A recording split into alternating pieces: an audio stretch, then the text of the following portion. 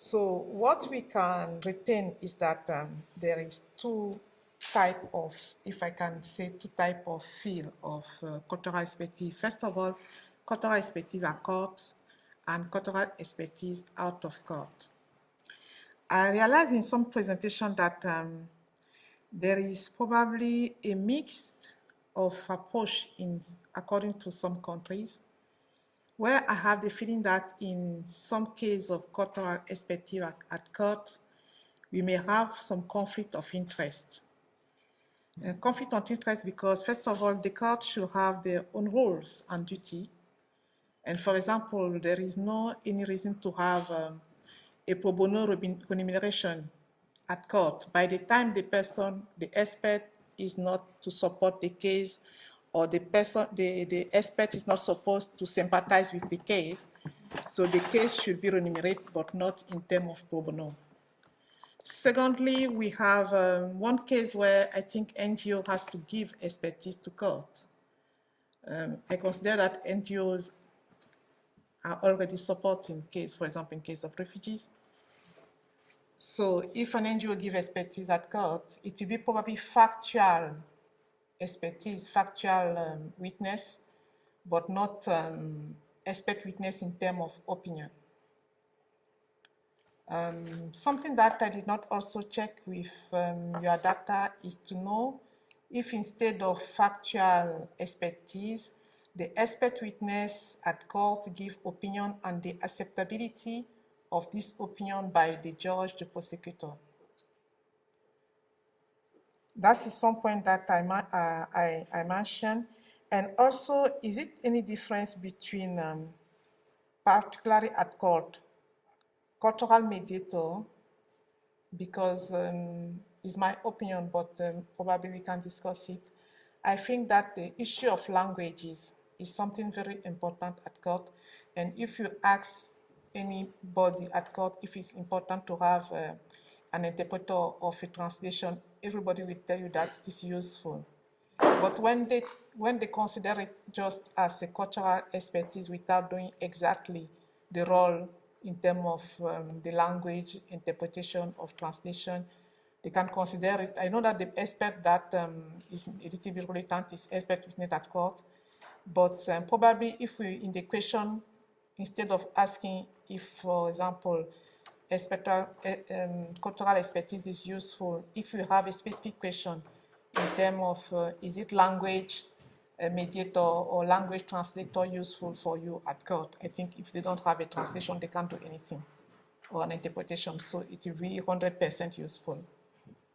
This kind of detail will probably help in terms of the usefulness and impact of cultural expert at court. So the type of experts that they need.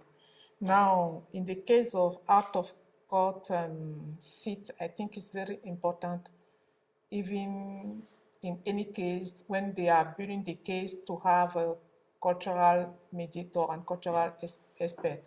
For example, the community can give a lot of information about facts in the country of origin, if we just take a matter of refugees and asylum.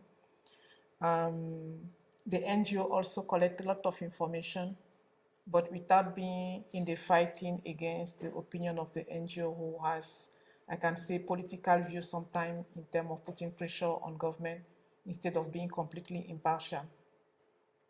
So the type of cultural experts depend of the issue at case and the place where they have to apply cultural expertise. That's a little bit what I would like to contribute. I do agree with you. I do think when I say it in my words, you say comparison is difficult.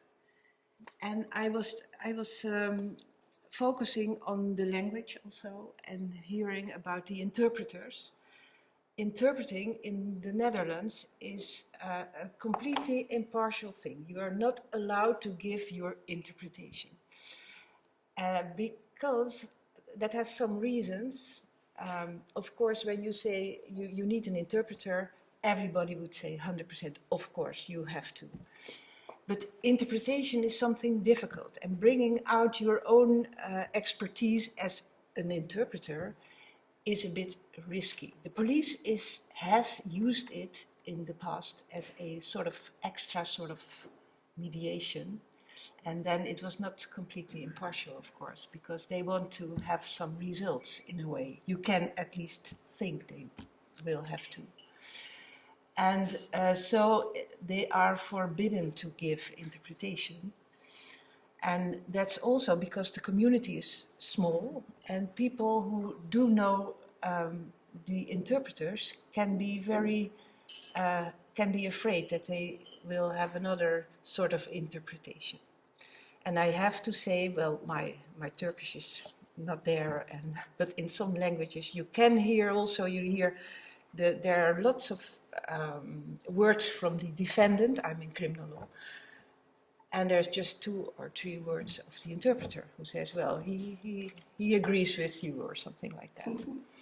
So we have to be very, very sharp in this way and smart to see how it works out.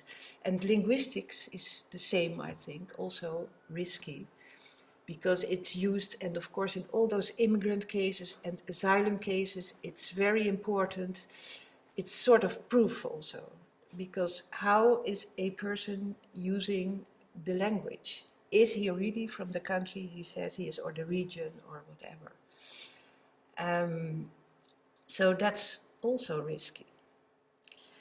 So I do think that to compare things is of course also dependent on what kind of cases do you have, and what kind of do the people come all from the same country, and are you using these reports in other cases also, which makes a difference. So I'm glad I'm not a social scientist, but a judge, and we can make choices in sort of substantial things. What I need is a toolkit, and I should say I'm a bit more activistic than I was 4 years ago.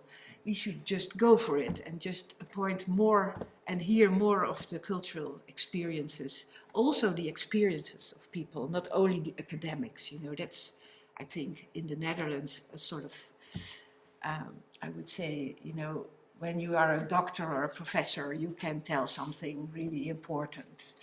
But coming from experience is much more maybe evaluated by, well, I would say, speak for myself. I do evaluate it very much because it's the living things, the people who are coming from some special places in somewhere, you know, Africa or whatever. And they can, because the things are changing very fast, they can tell you maybe more about the concrete individual and what's about him or her very important. So we need all kinds of cultural expertise, and it is everywhere. So that's dangerous. You said something also about politics, and that's maybe also a point. I don't recognize it really, but of course it is important. I spoke to Håkan. Håkan is here. Hello. He told us something about the Sami people 4 years ago. And I met a person who was in Norway, a lawyer, and she was also involved with Sami issues. And she said, a prosecutor who is telling you something about Sami, be prepared that it's something, it is in a context which is maybe uneasy for those people itself. So, and I realized that all those data are never impartial. They are never just saying something. You know, it's important that you put it in the context. Well, maybe. I would also like to add, I hear about lawyers giving cultural expert at court. I think it's also confusing because the mindset of a lawyer is an advocate, is a defender. And it will be a little bit difficult for a lawyer to be impartial in the case as an expert. As a lawyer, of course, he has his duties to protect his client. But as an expert, I don't know if they use lawyer as cultural expert at court, or if they use them as advocate. to avoid conflict of interest, because the mindset of a lawyer is to defend, is to protect, is to win the case, whatever it is.